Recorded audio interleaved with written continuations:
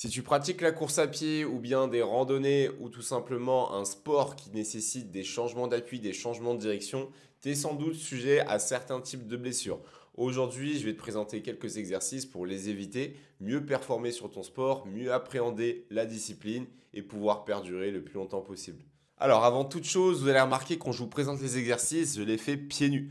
Pourquoi pieds nus? Parce qu'il y a plein de capteurs au niveau de mes pieds comme au niveau de mes mains qui me permettent d'avoir des meilleures sensations, des meilleurs recrutements musculaires, une meilleure connexion au niveau de mon cerveau, donc de meilleurs résultats. On a tout intérêt à faire un travail au quotidien en étant nu-pieds. Par exemple, marcher chez vous pieds nus, déjà c'est un renforcement du pied qui est excellent.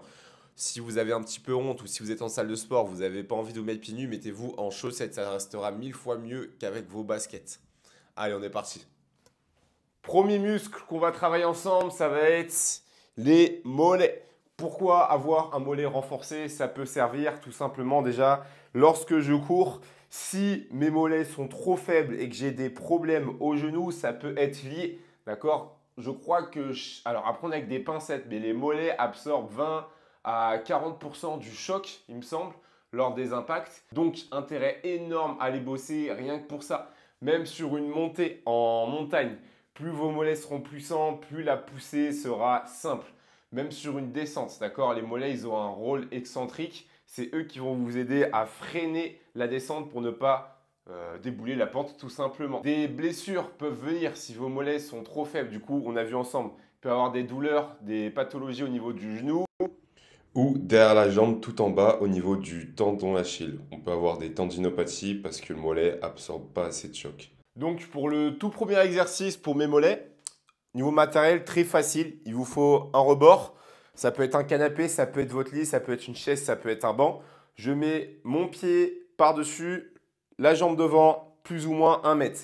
Je vais venir fléchir en position basse de fente. Là, je rentre mon ventre, mes abdos engagés. Premier travail déjà, bonus, mes cuisses en isométrie. Je vais venir, là on va bien voir le mollet bosser, vous allez voir. 10 à 15 répétitions par jambe évidemment. On va venir chercher vraiment l'hyperextension, pointe de pied sur le dernier orteil limite. Je repose sans modification de l'angle de mon buste. Ok, je ne veux pas me redresser à chaque fois. Pour mon deuxième exercice, on va pouvoir bourriner un petit peu plus ses mollets. Il vous faut simplement une surface plus haute que le sol.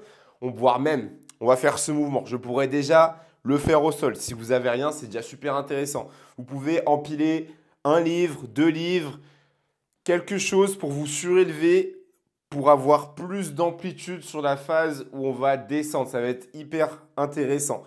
On peut se mettre sur un seul pied sur ma surface haute, venir chercher le plus haut possible. Vraiment, je me mets sur la pointe de mes pieds et contrôler un minimum ma descente sur 1-2 secondes. Peut avoir un intérêt de descendre rapide. Je vous conseille de varier les deux. Donc, je monte, je descends, 1, 2. Je monte, 1, 2. Si vous avez accès à une salle de sport ou chez vous, si vous avez des poids, il ne faut vraiment pas hésiter à en prendre un dans vos mains. On va montrer ici avec les deux pieds, c'est exactement la même chose. Je me grandis, je freine ma descente. Hyper intéressant pour surcharger davantage vos mollets. En dernier exercice qui pourrait être intéressant, ça serait de faire un petit peu de plio si vous avez une corde à sauter pour que ça soit un petit peu plus ludique ou tout simplement sur place ici, sauter pendant une vingtaine, trentaine de secondes, changer les directions. En l'occurrence, là, je me mets par-dessus une ligne, je saute à droite, je saute à gauche. Des séries de 30 secondes. On essaie de réaliser le plus de sauts possible sur cette durée. Si j'ai un niveau un peu plus avancé, je peux faire exactement le même travail sur un seul pied. Et là, on verra tout de suite si je me fixe une ligne imaginaire. En l'occurrence, là, j'en ai une vraie. C'est direct plus compliqué. Deuxième partie de mon corps qu'on veut renforcer, c'est la partie avant. Si vous renforcez la partie arrière ou non, si en tout cas s'il y a un déséquilibre entre derrière et devant, ça pourra créer des problèmes. On veut avoir la capacité de lever son pied avec une assez bonne mobilité et une assez grande force pour avoir une aisance lors de mes randonnées ou lors de ma course à pied. Donc pour ça, je veux venir. Premier exercice, un élastique, vous le calez entre deux poids. Je lève le plus haut possible lentement, je reviens lentement. Je lève, je maintiens une petite seconde, je reviens doucement avec un élastique avec plus ou moins de tension. Ce que je fais à droite, je fais à gauche. Donc, même principe, je peux le faire avec un poids. Venir chercher à lever le plus haut possible, redescendre, je lève, je descends. Donc là, le poids, il est ridiculement lourd. Vaut mieux le faire avec une chaussette, une basket, ça vous fera moins mal, ça sera plus facile. Mais levez votre poids et redescendre lentement. Une deuxième faction de travailler l'avant de votre jambe, ça va être marche sur les talons. Je veux vraiment mettre l'intention de mettre mes pointes de pied le plus possible vers le haut et marcher, faire des allers-retours sur une plus grande distance que moi, sur 20 à 30 mètres, uniquement sur les talons. Là, encore une fois, si vous n'êtes pas en basket, ça va piquer par rapport à la surface sur laquelle vous le faites. On peut se mettre dos à un mur, venir se mettre à 90 degrés ici et décoller ses pointes de pied.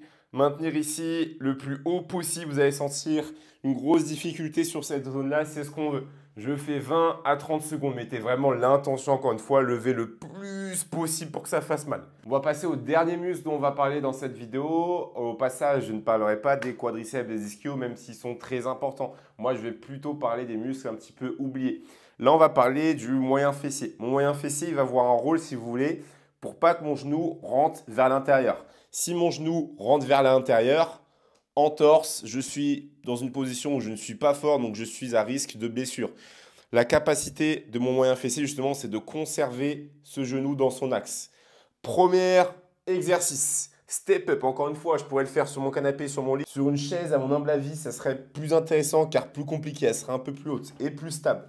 Je mets mon pied dessus, je vais venir me redresser. Donc, dans l'idéal, vous n'avez pas de mur. Comme ça, il y a un travail de stabilité de cheville. Je vais revenir redescendre. Évidemment, lors de ma descente, je veux conserver mon genou dans l'axe. Je ne veux surtout pas qu'il rentre. Je conserve un bon schéma. Dès que le pied retouche le sol, je repousse.